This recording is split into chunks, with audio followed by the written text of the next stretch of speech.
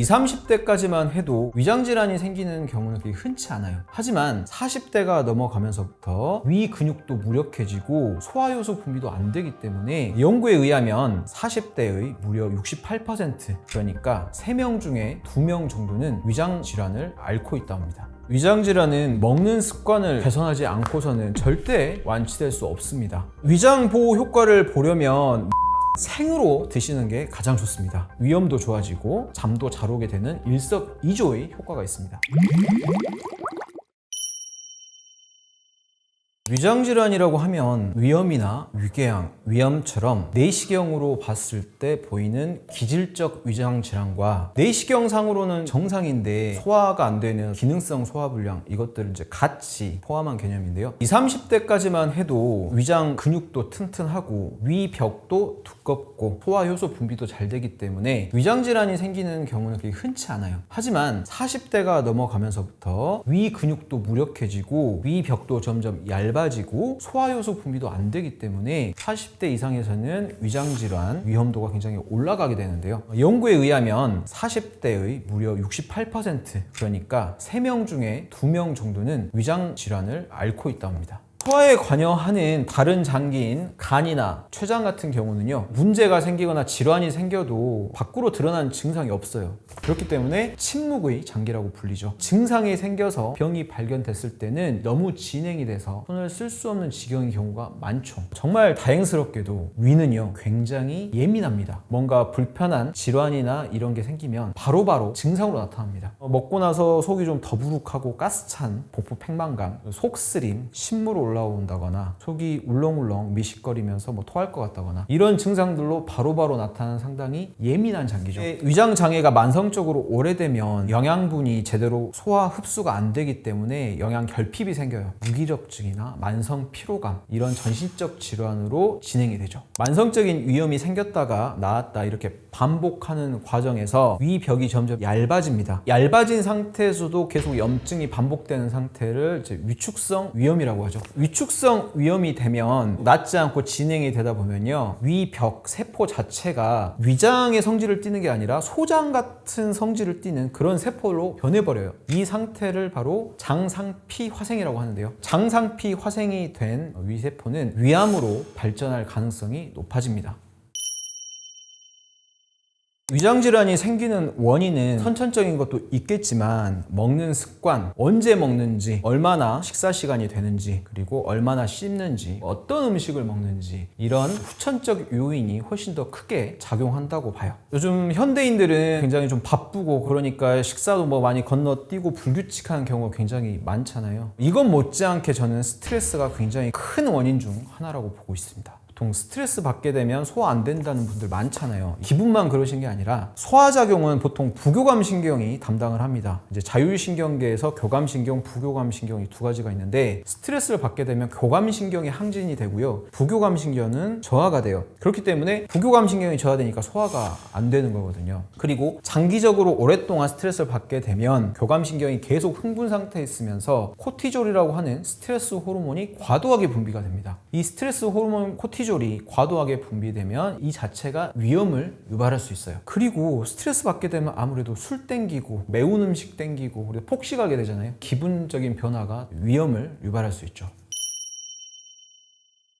위장질환은 먹는 습관을 개선하지 않고서는 절대 완치될 수 없습니다. 매일 같은 시간에 규칙적으로 식사를 하시고, 이제 먹는 양 자체도 배부르기 전에 한 80% 정도로 이제 소식을 하시고요, 드실 때 20번 이상 꼭꼭 씹어서 넘기시고 야식하지 않으셔야 합니다. 가장 중요한 것은 위장을 자극할 수 있는 위염 유발 음식을 안 드시고 위장에 좋은 음식을 많이 드셔야겠죠. 양배추는 십자가 채소인데요, 십자가 채소들은 항염증, 항산화 작용이 뛰어납니다. 위염에도 도움이 되겠죠. 그런데 이 양배추에는요, 비타민 U라고 알려진 메틸메티오닌이라는 성분이 많아요. 위 점막 보호 효과가 굉장히 뛰어납니다. 그리고 양배추 자체에 글루타민이라고 하는 아미노산이 풍부하게 들어있는데요, 글루타민은 위 점막이 재생될 때 필요한 재료가 돼요. 그렇기 때문에 이 양배추에 들어있는 메틸메티오닌하고 글루타민 이 두 가지를 추출해서 약으로 만들어질 만큼 양배추는 위염 진정 효과가 굉장히 탁월합니다. 위축성 위염 위염이 있거나 장상피 화생이 있는 분들은 이 말을 드시는 것이 더 효과적일 수 있는데요. 생말을 잘라보면 끈적끈적한 점액질 같은 게 많아요. 이거는 이제 식물성 뮤신인데요. 이 뮤신은 위 점막 보호 작용이 좋고요. 위 점막이 재생하는 데도 도움을 많이 줍니다. 그렇기 때문에 위축성 위염이 있거나 장상피 화생이 있는 분들은 말을 꾸준히 드셔두는 것이 개선과 위암 예방에 효과적입니다. 마에 들어있는 식물성 뮤신이 마에만 있는 건 아니에요. 예를 들면 알로에도 잘라보면 끈적한 점액질이 있는데 알로에도 굉장히 뮤신이 풍부합니다. 하지만 알로에는 그 성질이 굉장히 차갑기 때문에 몸이 차가거나 혹은 소화기가 약한 분들이 드시면 복통, 설사 등을 유발할 수 있어요. 하지만 마는 그 성질이 어디로 편벽되지 않고 중간에 해당하기 때문에 체질에 관계없이 누구나 드실 수 있기 때문에 추천드립니다. 마에는 뮤신 외에도 디오스게닌이라고 하는 천연 스테로이드 물질이 풍부한데요. 디오스게닌은 성호르몬을 만들어내는 재료가 됩니다. 갱년기 되면 여자분이나 남자분이나 성호르몬이 떨어지면서 활력도 떨어지고 성기능도 저하되기 쉬운데요. 이 디오스게닌은 성호르몬을 만들어낼 수 있는 전구 물질이기 때문에 말을 많이 드시면 갱년기 여성분들, 남성분들 활력도 넘치고 성기능도 좋아집니다. 그래서 한의학에서는 말을 산약이라고 하는 약재로 쓰였는데요. 마는 산에서 나는 장어라고 하는 별명도 있습니다.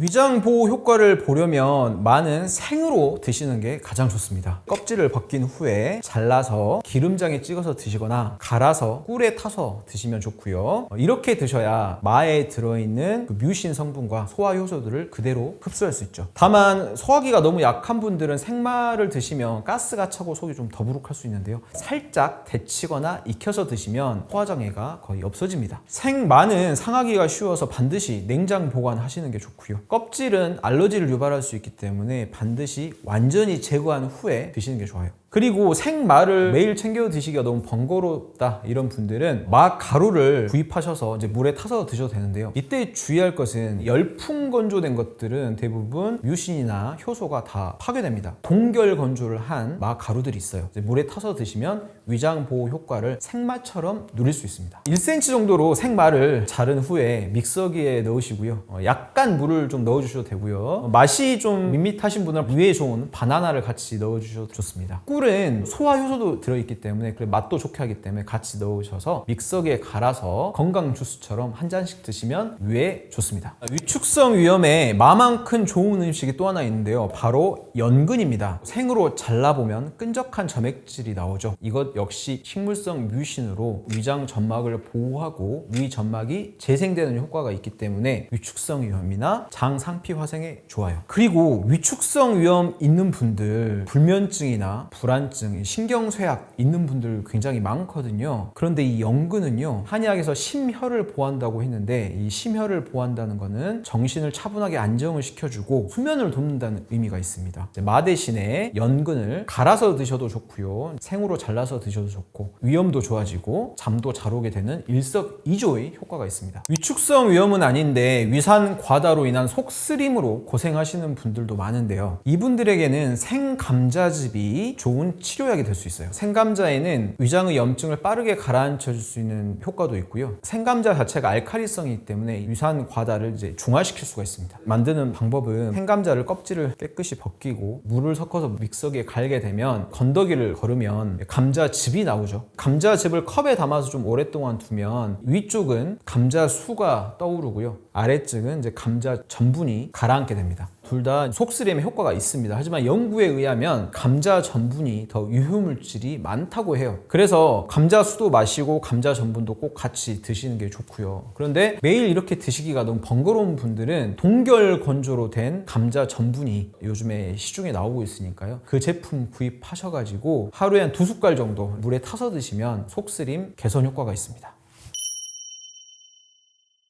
음식물 소화는 위가 아니라 입에서 시작을 합니다. 씹어서 넘기잖아요. 입이나 위는 음식물을 잘게 부수고 녹이는 작업을 같이 해요. 즉 같은 작업을 서로 나눠서 한다고 보시면 되는데요. 위장의 소화 활동은 우리가 의지대로 할 수 있는 게 아니라 자율신경이 알아서 해요. 하지만 우리가 씹는 것은 의지대로 조절할 수 있잖아요. 위장이 안 좋으신 분들은요, 최대한 많이 씹어서 삼키게 되면 위장이 할 일을 덜어줍니다. 그러니까 위장이 훨씬 더 편하게 되겠죠. 되겠죠. 식사하실 때 최소한 20번 정도는 씹어서 넘겨주시는 게 좋습니다. 매일 같은 시간에 식사를 하시는 것이 중요합니다. 하루에 2끼를 드시건 3끼를 드시건 그건 중요하지 않아요. 2끼를 드시기로 했으면 매일 2끼를 드시고요. 3끼를 드시기로 했으면 매일 3끼를 드세요. 오늘은 아침 먹었다가 내일은 거르고 이러지 말라는 겁니다. 아침을 드시기로 하셨으면 매일 드시고요. 거르기로 했으면 매일 거르시는 게 더 나아요. 위나 장을 공장에 일하는 근로자라고 생각을 해보죠. 공장 근로자들한테 근무 시간표를 미리 줘야 일할 때 일을 하고 쉴 때 쉴 수 있겠죠. 식사 시간이 계속 불규칙하면은 얘네가 언제 일할지 언제 쉴지를 모른단 말이에요. 어떤 음식을 먹고 소화시키고 이런 과정은 위나 장만의 문제가 아닙니다. 온몸의 장기가 다 같이 관여를 합니다. 음식을 먹었는데 직접적으로 소화를 시키는 것은 위나 장이지만 그 음식물에 섞여 있는 독성을 해독하는 건 이제 간이 하는 거고요. 그 과정에서 식욕 조절 호르몬, 렙틴, 그렘린 이런 것들도 많이 나오고요. 이런 것들도 뇌에서 계속 신경을 쓰고 있습니다. 여러 가지 전신적인 대사 과정이기 때문에 이거를 규칙적으로 한다는 거는 우리 몸의 전신적인 건강을 유지하는 데 굉장히 중요한 역할을 합니다. 반대로 불규칙한 식사 시간, 종일 굶다시피 하다가 막 저녁에 폭식하고 아무 때나 간식 드시고 이런 거는 위장의 최악의 습관이죠. 소화를 담당하는 위장을 망가뜨리는 것도 있지만 전신에 염증을 유발하는 최악의 습관입니다.